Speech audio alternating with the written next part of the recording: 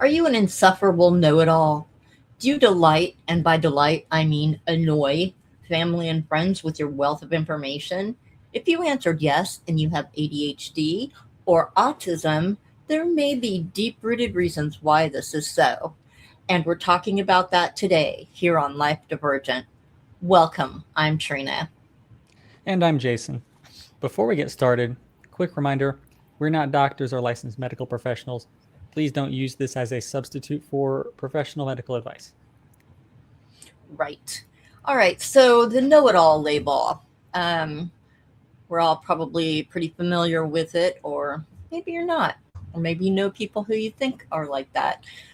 So today we're going to be talking about why info dumping, fact checking, and deep focus can oftentimes be misread, and people can be perceived as know-it-alls.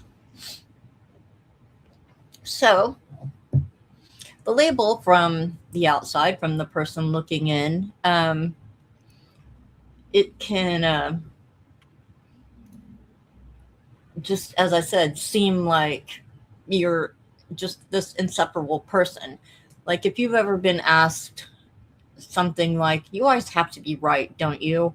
Or some other similar sentiment, you're likely not alone. It seems to be a common experience for autistic and ADHD people throughout their lives and across settings. What can be seen as arrogance is usually three ordinary things that are added together. You have a Hmm. deep passion for something, a Hmm. strong factual memory, as you know that you do, and you prefer direct communication. Right, The disconnect is really about interpretation, not intent. right. The listener hears you trying to make a power move where you're really trying to do them a favor by giving them some insight. Yeah, a little gift. Here's some information. Ah, Right. yes, let me monologue you. You're welcome. All right, so the know-it-all, that's not a term that I've heard in a long time. But when did you first hear that? I think kind of when I was younger, because when I was like a child, I was what was referred to as a snot or a smart ass or a know-it-all. Um, so people would say things like that to me, but oddly enough, other kids my age or like teenagers when I was like younger, um, they would ask my advice about things, which I thought was odd, but I always felt like so honored. Um, I don't know why that was true, but I think that particularly adults when I was younger would say things like that, and they meant it in a very derogatory way, but I didn't care because I mean, I didn't see him arguing with me or proving me wrong, so I wasn't really offended, so to speak. Um, and I feel like maybe your father said things, you always have to be such a know it all. Couple of people who actually had the nerve to say that to me, but typically people aren't going to say things like that to your face, even though the look on their face or, you know, the way that they're presenting themselves may give you the feeling that they think that. Um, but yeah, so have you ever experienced that? Have you ever had that said to you? Not that I can think of. Yeah. I've, Well, I've you heard probably I've heard have of it. What's up? you probably hang out with smarter people than I typically did. I don't know. I don't know. Yeah. Yeah, I think that maybe people just didn't say that to me. All they decided to ignore me instead. Well, there is that too. All right. Well, I mean, we're just trying to help. We have Right. things that we want to say, good information that we think is good anyway. Uh, it's we have these interests, these Hmm. shared or these deep interests, and it's exciting. Like knowing things is exciting. There are things Right. that we're passionate about. We look into something, or it's a hobby of ours, and whenever someone even says a word in that topic, you're like, "You like that thing too?" And then you just go, Right. And get and so all excited about it. yeah, and that's part of info dumping, and Yeah. there. I mean, they might be familiar with that topic, and then you're explaining a lot of what they already know, and that can Yeah, be annoying preaching to for the them. choir. Yeah. Yeah, and they're just like, yeah, man, I get it. You don't need to. Yeah. Anyway, Yeah. And then I think another thing is that typically with me anyway, if I'm going to engage in a conversation about a topic, it's typically a topic that I'm well versed in, because if I'm not confident or sure about something that's being spoken about, I'll just listen, if it's something that interests me. But I tend to be very deep divey, you know. If there's something that interests me, I'm going to research it. I'm going to fact check. I'm going to do all the stuff. You know, I have this very kind of literal mind, and I feel this like involuntary pull to correct the record so the conversations make sense. And if I'm in the middle of a conversation, I'm going to do that as well. If I feel like there's some incongruent messaging or information or whatever, um, I may even, let's say, hey, let me do a quick Google search on this particular part of this information, um, because I'd rather not be wrong. So, you know, even if there's a bit that I was unsure about, I'll look it up on the go. You know. you know, I have a lot on this topic. Uh oh. We've awoken the beast. Now, listen. I'm listening. So, you know, like people out there probably know, but if you're having a conversation with someone Mm-hmm.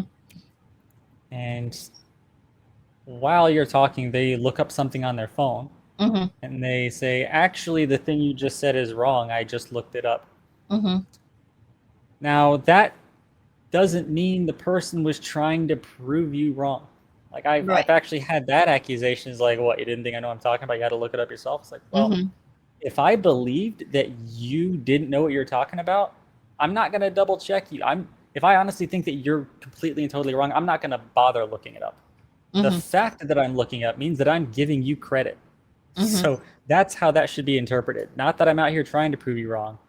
I'm out here trying to figure out, okay, well, someone I know has an opinion, a perspective, a belief in a fact. I trust this person. So do I contradict myself and assume I'm wrong? Do I assume that this person's wrong? Or do I Or oh wow, where did I go check the wrong? source? Or yeah, yeah, Yeah.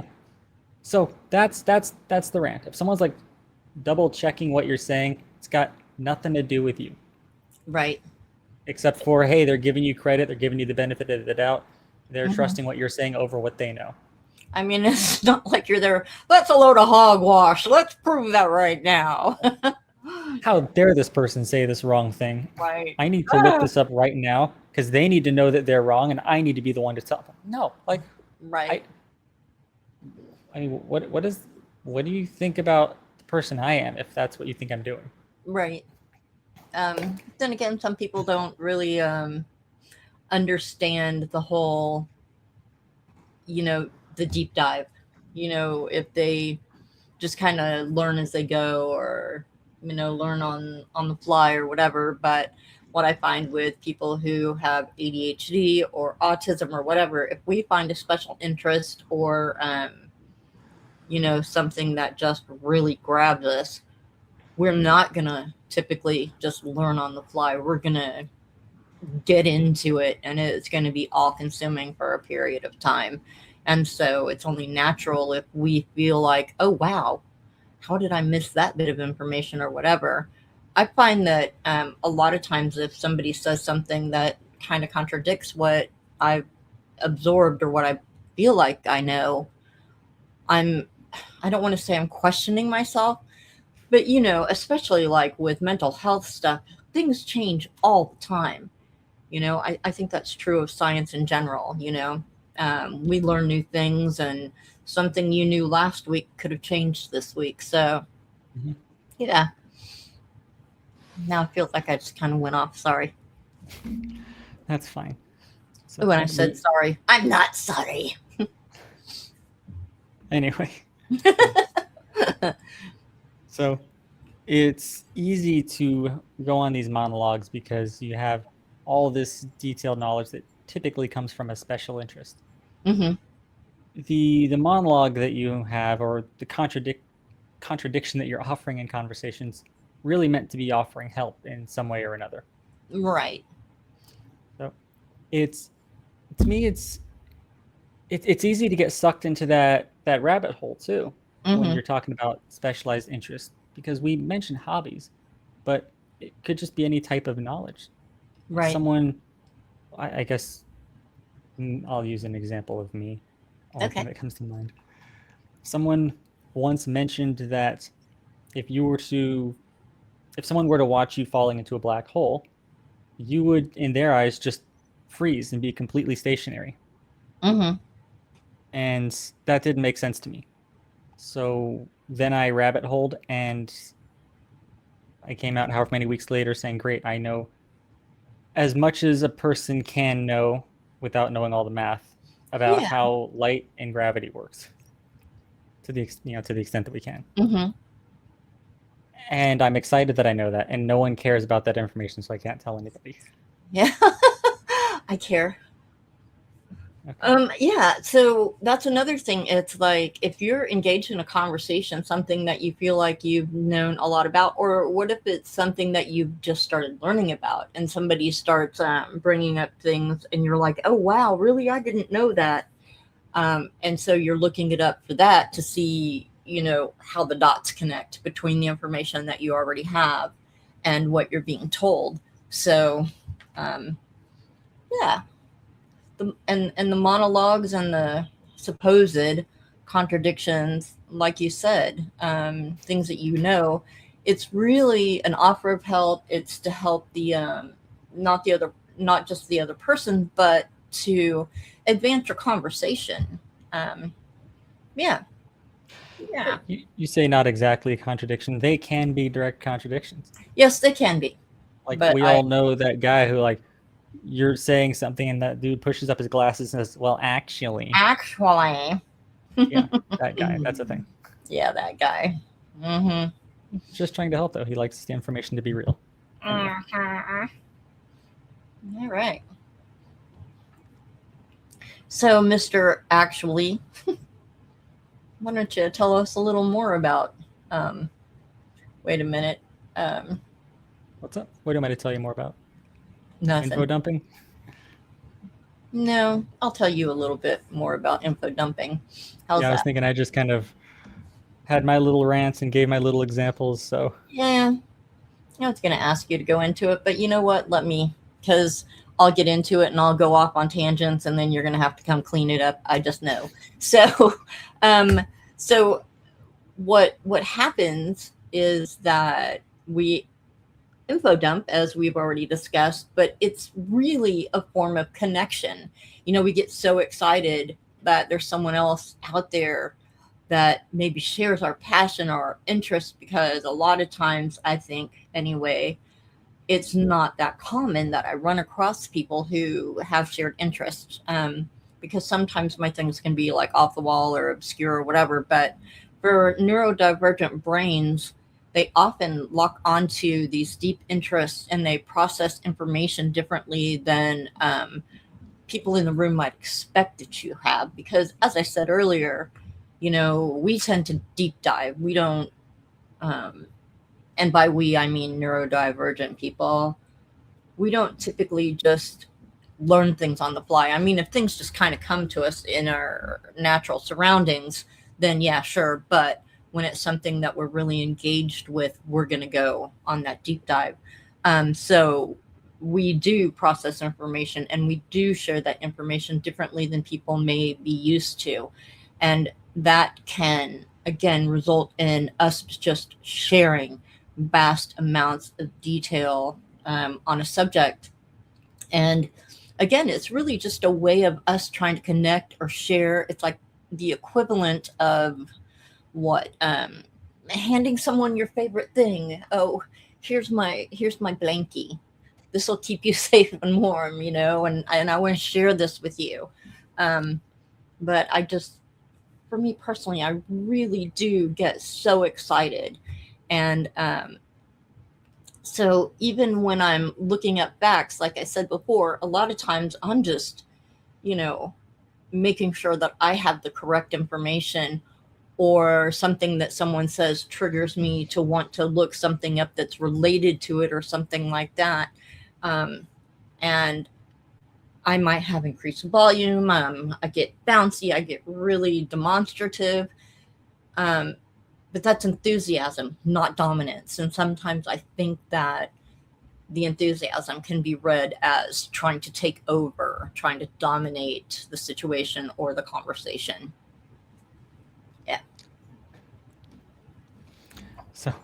So that sorry. Mm-hmm. So info dumping can be seen as monologuing, and we've been using that word this whole Mm-hmm. time. Mm-hmm. Some people can see it as showing off, Right. or you can be accused of not reading the room. The Uh-huh. truth is, like you're saying, Yeah. I'm trying to share my excitement, and it's important to me that you have the most up-to-date and accurate information. This can come from a Right. couple different places. Mm-hmm. I mean, And it's important to have the most up to date and accurate information, right?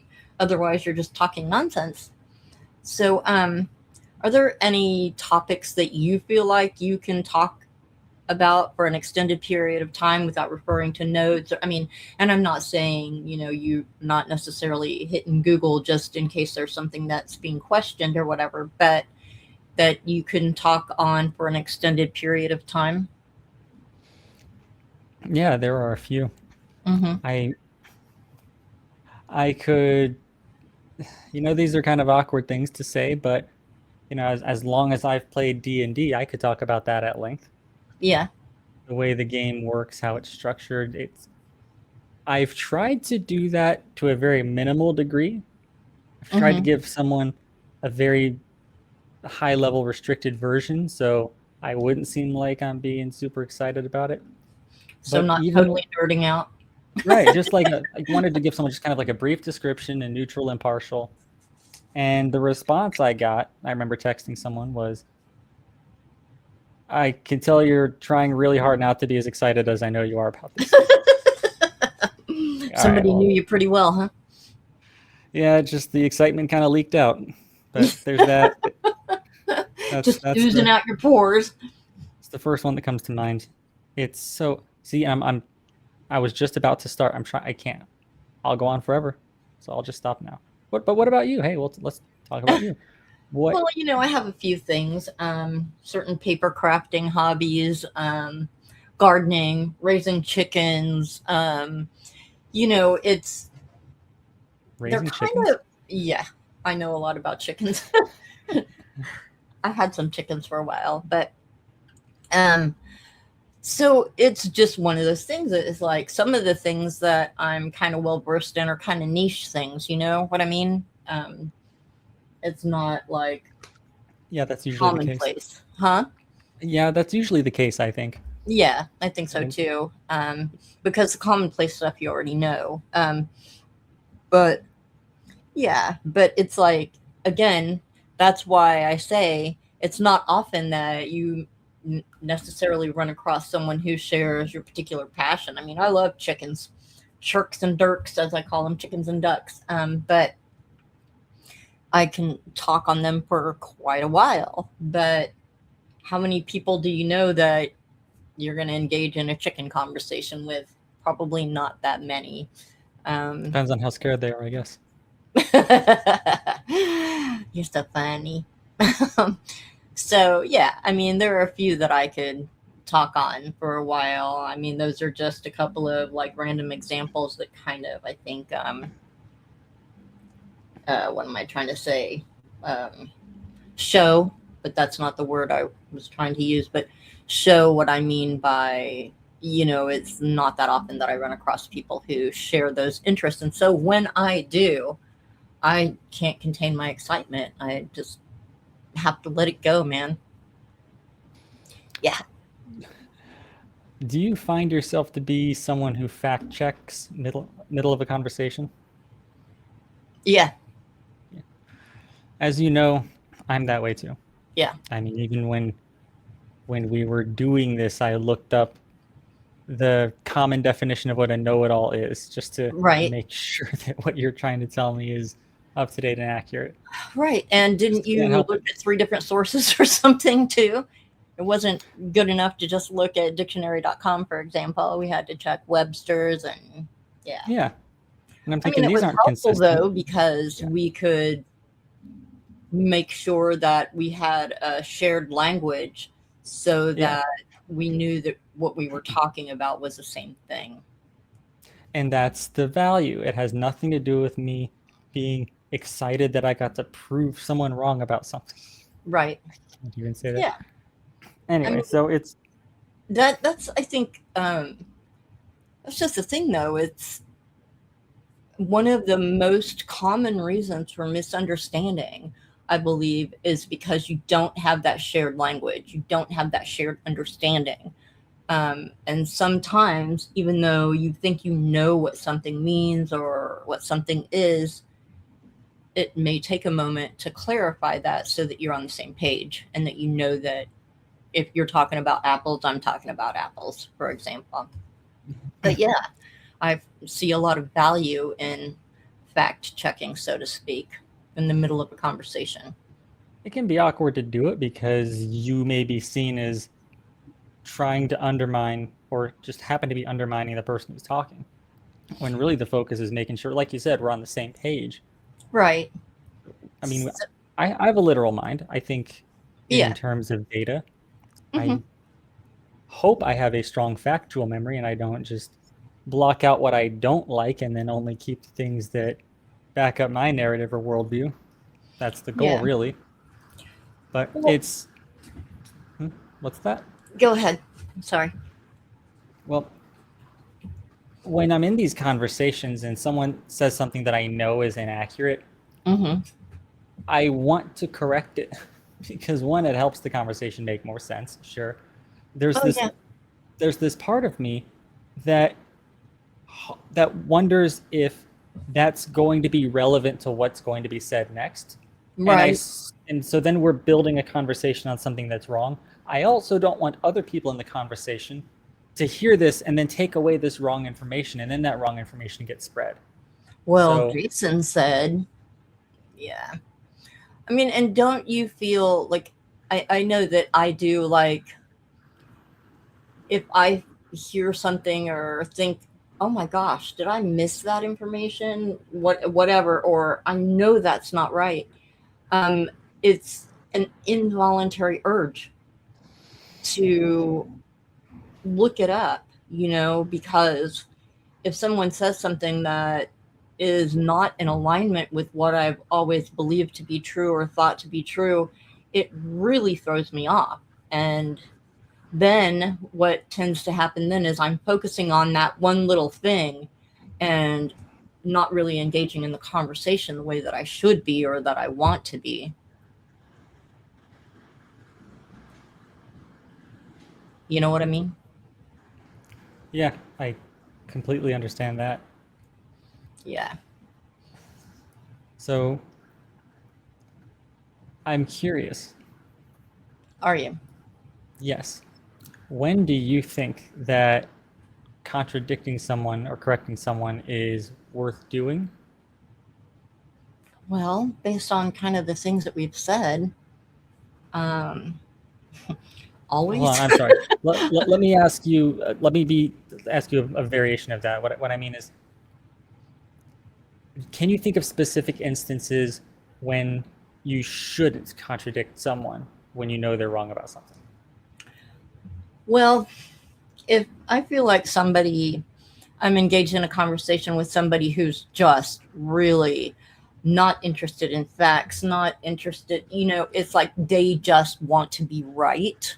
This type of people. And, people can say that they're know it alls or whatever, but people who just are more interested in using their mouths than they are using their brains, so to speak. Does that make sense? Um, they're more interested in being right than actually being right or feeling like they're right. In certain situations like that, like somebody who's just being contradictory the whole time or not listening to reason or tends to get overly emotional instead of, staying locked in like a logical place during a discussion. And those are the people that I'm going to be like, you know what? It's a waste of my time. I'm not going to waste my breath. I'll just, those are going to be the people that I just don't really want to even be in the conversation with, because again, they're not in the conversation because they want to share information or because they want to learn or, help others grow. They just want to be right, so to speak, without actually being right. So, yeah, I'm not going to waste my time on people like that. I'll just try to end the conversation as quickly as possible, I think. Now, again, I'll be distracted if I remain in that conversation, but I'm going to try to get out of it. I mean, because the other thing is, if you try to correct someone like that, even though your intentions aren't malicious, you're just trying to prevent misunderstandings or that kind of thing. That's not how they're going to be read. I mean, you know the kind of people I'm talking about, right? I'm familiar. Yeah. So I've gotten to a point in my life where I'm like, those people aren't worth my time. I mean, as nasty or as rude as that may come across, it's like there's just no point, because all they're going to do is turn it around, and make it into a bad thing. So, what about you? Times that it's not worth it. Yeah. Your example was fantastic, so I'd like to go in a different direction because I could elaborate on that for a while. Yeah. So I have a sort of office job, we'll say. Yeah. My day is full of meetings. When Yeah. meetings have a limited amount of time, you Right. have to pick and choose where you focus the conversation.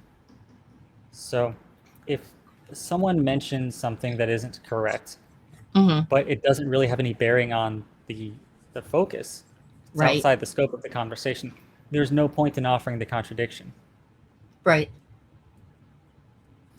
So Or maybe it that's could be one of those things, that could have been said in an email. But really, if it bears no relevance, then I get what you mean. I'll I'll see it often Mm-hmm. when I'm talking about a process. A Mm-hmm. process at work will say something related to, I don't know, human resources or whatever. Mm-hmm. And someone in a passing comment makes reference to something our system is not capable of doing. Mm-hmm. And then I remember, oh, we actually had a system update, so now we can do that thing. And Oh I could yeah. add that contradiction, say, oh, by the way, we can do this now. But whether or not our system can do that specific thing has no bearing on what we're talking about. It was just a passing comment.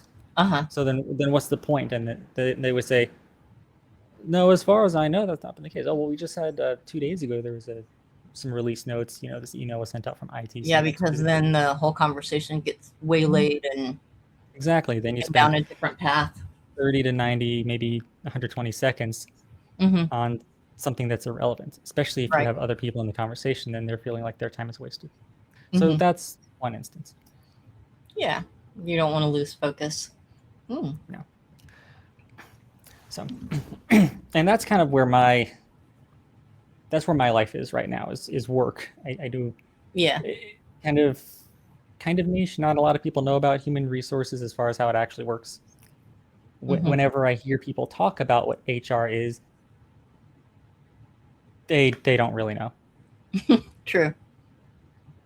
Yeah, people will say, "Oh, HR is the scum of the earth," or "HR does this," or "They're supposed to be this." I'm like, everything you're saying about what you think, all it means is like no one's really explained it. But then all of a sudden, I have this desire to contradict, to info dump, Mm-hmm. because I have this highly detailed knowledge in a very specific area. Right. Specialized Mm-hmm. area. And, Yeah. and that may be seen as a lecture if I'm like, no, no, no, no, no, hold on, that's not what's happening Mm-hmm. here. Right. Because it's a lot of years go into knowing how to do these things, right? That's what these specialized areas, or what's it called, special interests are. Mm-hmm. I'm not trying to say, well, actually it's this. I'm excited that I know this and I want you to know it too. Like, Right. sharing this thing with me. You know what I mean? Like, the knowledge I'm giving is usually accurate. I certainly hope it is. I try to make it so. Yeah. I think we've established that. Yeah, it's usually accurate. It is unusually specific, and I'm willing to give it. Yeah. Yeah.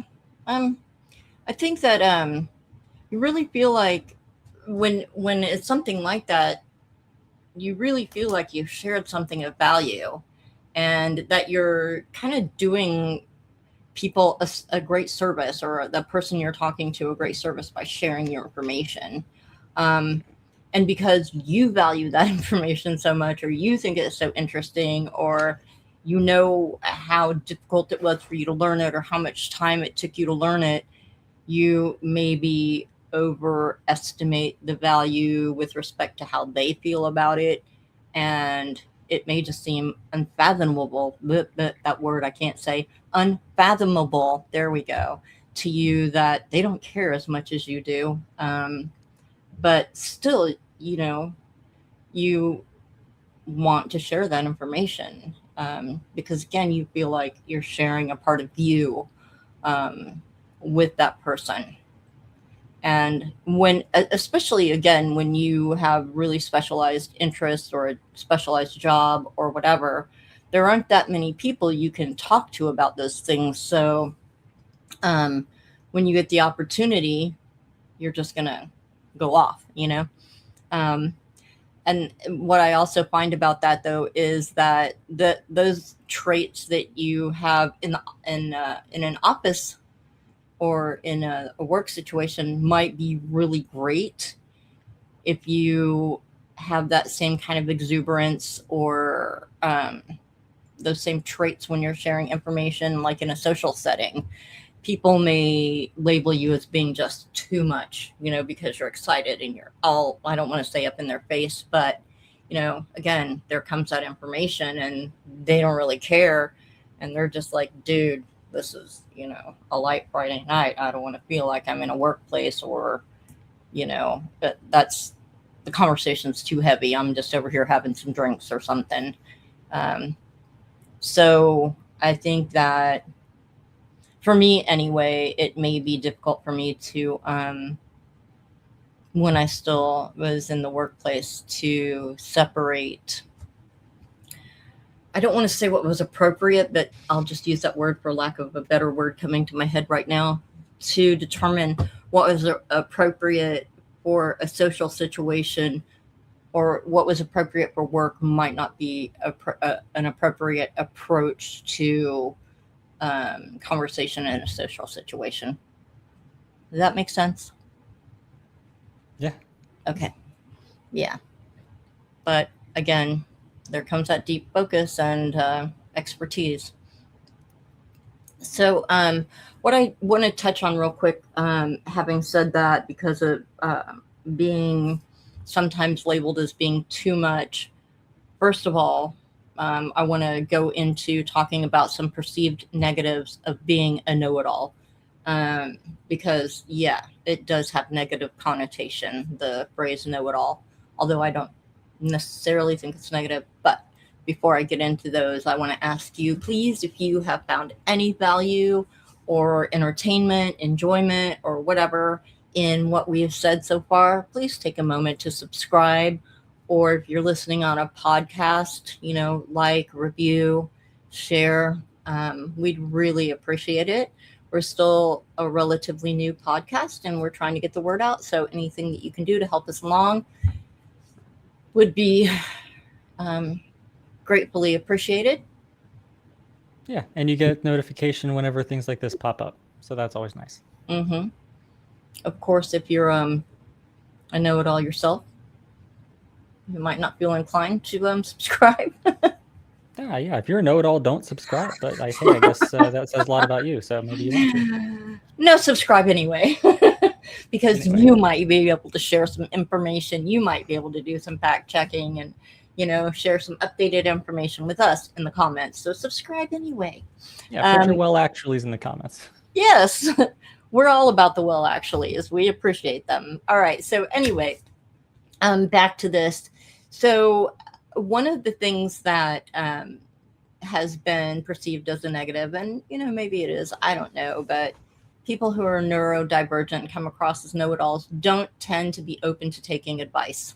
Um, Maybe in certain areas, but just in general, because again, they think they know all the information. So why would they take advice? Um, and if there are any questions that they have, they've looked it up, or, me, I'll speak for myself. I've looked it up, and I feel like I've tried to find contrary information in addition to information that supports the things that I think I know. Because again, my purpose in doing my deep dive is to grow, not to just support the things that I already think I know or what I believe. So if someone offers something that I'm like, oh, wow, I hadn't thought about that, then absolutely I'll, take into consideration what's been said. But I don't tend to take the advice of others.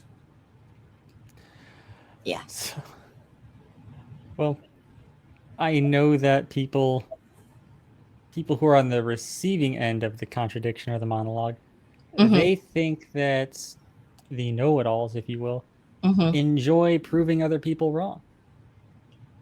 Yeah, I think we've discussed in detail why that's not true, but Right. they don't understand it and they don't see it. And honestly, and this is a little off topic, that's really just their way of addressing how they feel, which is Mm-hmm. they don't like that they are wrong. Mm-hmm. And so then they put that negativity on you. It's like, oh, well, Right. you must enjoy proving people wrong because you're not just it's okay to be wrong. Mm-hmm. It's fine. You're learning something. But Right. that's one of the perceived negatives. Mm-hmm. Uh, then the other one that I can think of off the top of my head is being seen as condescending. Right. And I don't really know what that sounds like without exaggerating it. I can do an exaggerated condescending tone, but I'm sure that what I think is a normal tone is seen as condescending in this particular context. So, Right. got to be careful about that. Mm-hmm. Or obnoxious. I could see people being Right. called obnoxious when they're just I've been trying to called help. obnoxious before. Actually, I've been asked why I had to be so obnoxious. You've called me obnoxious before. That doesn't sound like something I would do. Well, I mean, I was being obnoxious Oh, deliberately, well, so it okay makes sense. then. I mean, I've called you contrary a number of times, Yeah. asked you why you have to be such a contrarian. But yeah, Contrarian is just your way of saying know it all now that I think about it. uh-huh. I guess so. Hmm. But obnoxious, being highly disagreeable, I mean, that's not my intent. If it's coming across that way, okay then.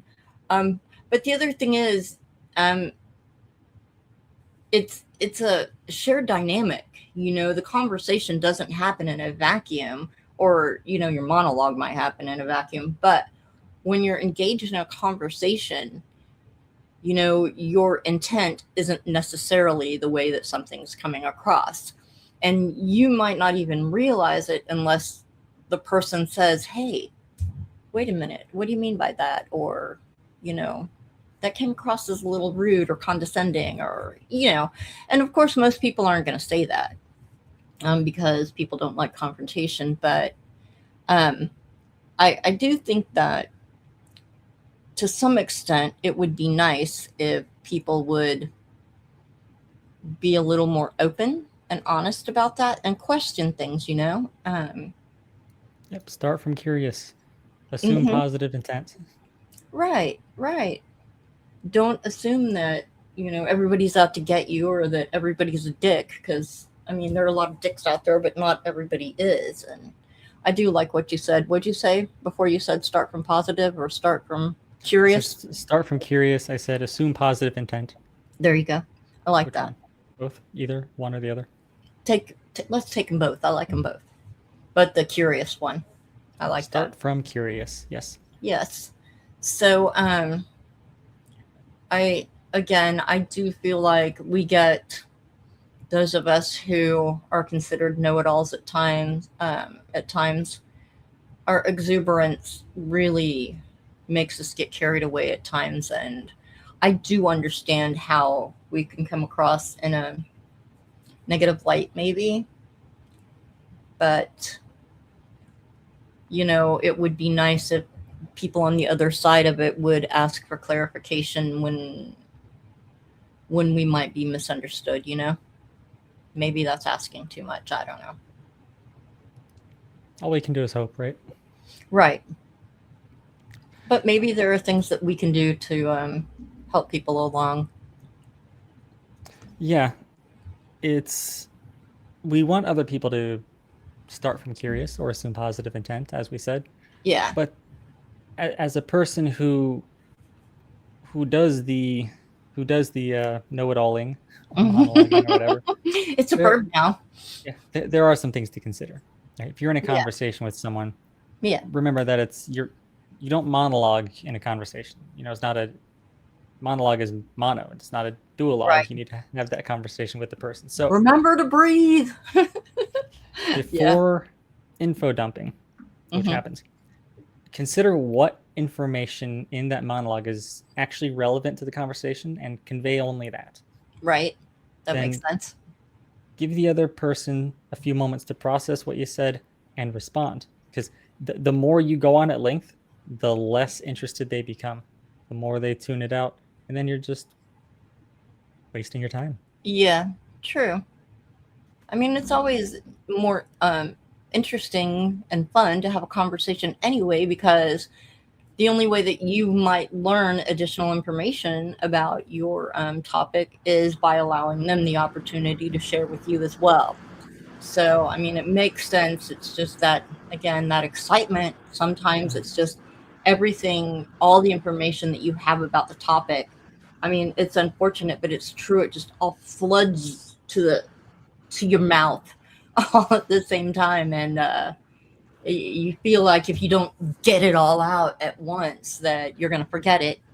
Um, so you just try to make all your points at once. But I mean, it's not a good way, as you said, to engage with someone. I mean, conversations are always better. Yeah. What do you have in mind as far as how people can reframe and Well, approach the situations differently? I think that for us, I mean, we know about what we've said about corrections aren't being malicious. So one of the things that we can do if someone questions something that we have said, remember that we're sharing information, that um, correction is typically an attempt to build a shared reality and prevent misunderstandings, which we've already kind of talked about. But another thing is that as a neurodivergent individual, I think that a lot of times when you're going to make a correction, you have to be mindful of the way that you phrase it. So just make sure that it's coming across in a way that may seem less confrontational. Even though you may not think it's confrontational, you have to stop for a minute and consider your audience, I guess. You could say something like, "Oh, I had a different takeaway from that," or, "Oh, my understanding on that is blah, blah, blah." You know, um, would you Because mind? that's more about sharing information or expressing maybe curiosity in their perspective. Mm-hmm. Yeah, Um, probably better to do something like that than that's what you thought. Yeah, don't be that guy. You're so silly.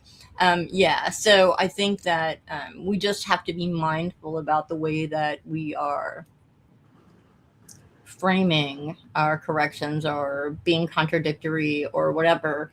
And remember that we don't all think alike and we don't all feel things alike. And, even if it's like, hey, let's check that out because, I had a different understanding of that. So, you know, and even invite them to look it up, or you can look it up together or whatever, again, I feel this compulsion to do it, so it has to happen. um, but you could invite them to be a part of it, and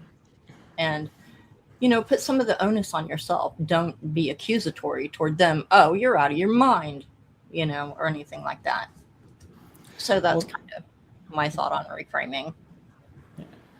along that same vein, I have some specific things that people can do. The neurodivergence, the know-it-alls. That was air Hmm. quotes for those who can't see it. Not to name any names. Jason, Trina. Well, Yes. there are some things in conversation that you can do to help the conversation along, help the other person. Right. So you can lead by saying the intent out loud, which What do you is, mean? well, you could say, my focus is ensuring we're all on the same page. Like, let it Okay. be known why you're doing this, Right. so that they don't reach their own possibly negative conclusions about why you're doing it. Just Hmm. making sure we're on the same page, guys. Good, good.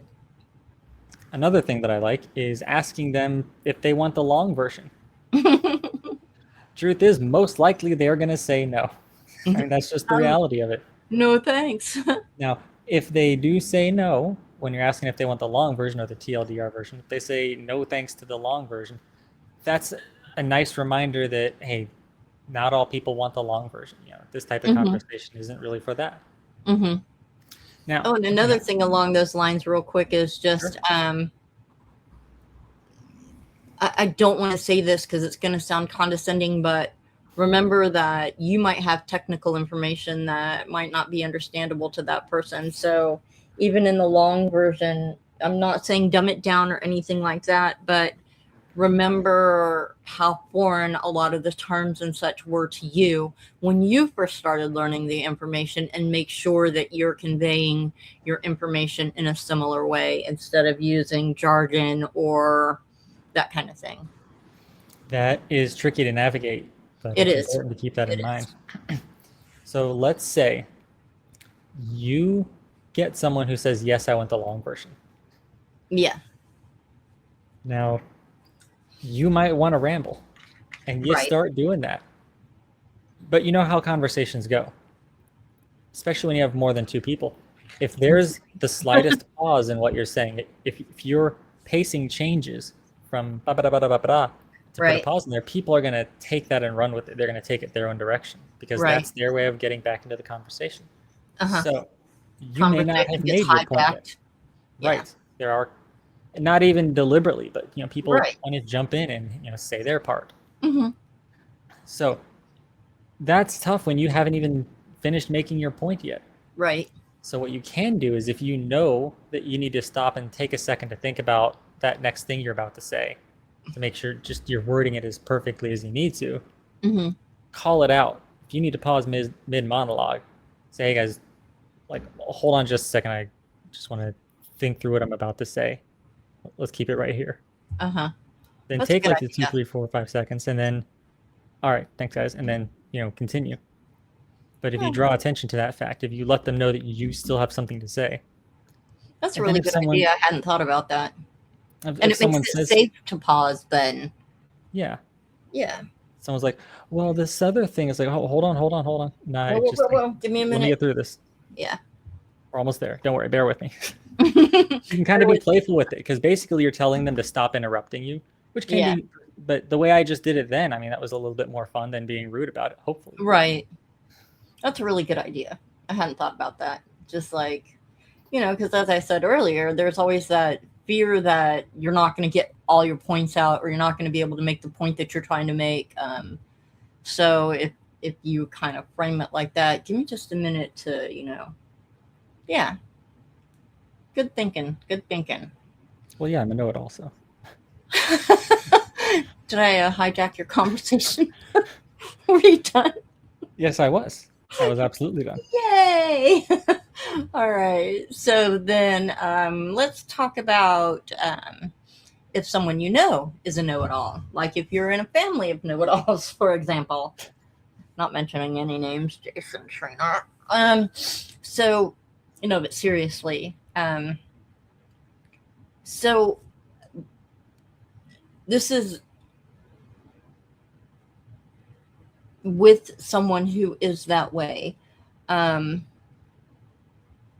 if you're going to reply or redirect, you might pause for a minute to let them work out what they were going to say, um, and just, you know, kind of, if it's going too deep for you, for example, maybe you can latch on to one thing that you understand or one thing that will lead you in a different direction so you can route the deep knowledge somewhere, um, that you can actually follow, so to speak. And I don't want to say waylay the conversation. I mean, kind of make it somewhere they can follow because it's been part of the conversation. But you can redirect, but you can pause for a minute and say, oh, hey, what about blah blah blah, and that would be a good way of redirecting without you just kind of turning away and starting a whole new conversation or whatever. I mean, you can do that, but a lot of times if you see that um, someone is very passionate about what they're talking about, consider what they're talking about and just see if there's a way that you can redirect it in a direction that is more palpable, I guess, for you. Um, and then, of course, we've talked about us correcting people. So if they're making corrections about accuracy, remember, just as we've said, it's not about you. Um, you can deliver your response in different ways. You know, maybe you can say, oh, really?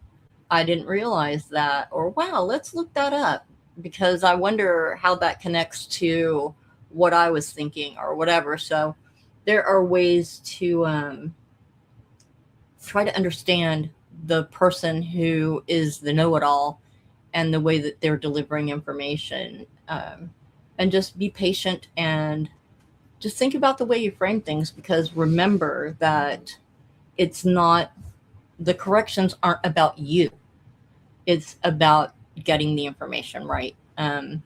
So, Really? They're not out there saying your information's bad and you should feel bad. right, right. Um, No, nothing but, like that. and by saying, hey, let's look that up, you might be giving them like an out, like if they don't feel comfortable saying let's look this up or whatever and they're compelled to do that or they think that or whatever, um you can offer it up or do it together, but you can do it in a place that comes from somewhere genuine, um within, of being interested in learning more about what they're talking about. And then another thing that you can do is, if they're talking about something that you feel like is over your head or whatever, but there's someone else around who really is into the topic they're talking about, you could even say something like, oh, have you ever met such and such? Such and such is really interested in what you're talking about. I mean, just don't, throw them off onto someone who's not really interested, but um, you could invite someone into the conversation or introduce them to someone who they might um, have more in common with respect to whatever it is that they're talking about. Another thing that you can do if you run up against someone who's just like info dumping on you, you could even mention that, I don't really feel well versed enough on the topic that you're on to have an informed opinion. So I don't really feel confident or comfortable um, having a conversation about it. Um, but again, maybe you can hone in on one point that they've made. You can ask questions to kind of lead it in a maybe a different direction and latch onto something that is of interest to you, but maybe changes the topic somewhat. Um, so I feel like I'm rambling. Do you understand what I'm saying? Do you have like any in real life experiences that kind of would explain this any better? Because I feel like I'm just rambling and talking in circles at this point. A variation of that, I can think of something happened recently. Yeah. All right, here's the situation. Uh-huh. I'm on Discord. I'm in a voice channel dedicated to gaming. I'm Uh-huh. there playing a game with two other people, hanging out, having a good time. Mm-hmm. Mutual friend shows up. Mutual friend doesn't have the game. We enjoy Mm-hmm. his company. He Right. starts talking about something that he's been dealing with recently, which is recovering from an injury from like 3 months ago. How he's Mm-hmm. starting to get back into exercising, and he's really excited about the progress that he's making. Right. Now, we're playing a game. Mm-hmm. It's a gaming channel. The channel's meant for gaming. So, the ideal solution to that situation is to let him know that I'd be happy to have the conversation with him at a time where I can give him all of my attention. Now, I know you were talking about uh, routing a conversation to someone who's maybe more well versed or maybe has Mm-hmm. greater interest, but Right. sort of, again, like I said, When along the same applicable. vein, it's, um, we Yeah. have someone doing the info dumping or they're being very excited about something, and I had Uh-huh. to segue the conversation back to the game we were playing because that Right. So other you could say people would something suffer. like, "Oh wow, after I wrap up this game, I really can't wait to hear about the progress you're making," or something like that to make it, then it doesn't seem rude, maybe. Yeah, I would hesitate to do that because I know how awkward I can be, and I would hate to come off as being superficial. So, Right. and I'm not saying that approach that you're suggesting would. I think that I don't know if I could pull it off because all Yeah. these different ideas we're discussing are going to be person specific. Some of them you might Of not be course. comfortable with. Some of Of them course. might be interpreted, like I said, as superficial. I would love to have this conversation with you at some point. Mm-hmm. So, Oh wait, I can't wait to hear more about this when I'm after I wrap the game up or something like that. Yeah. I could see how that could be taken. Like I try when I'm giving like tips and tricks or whatever, mhm.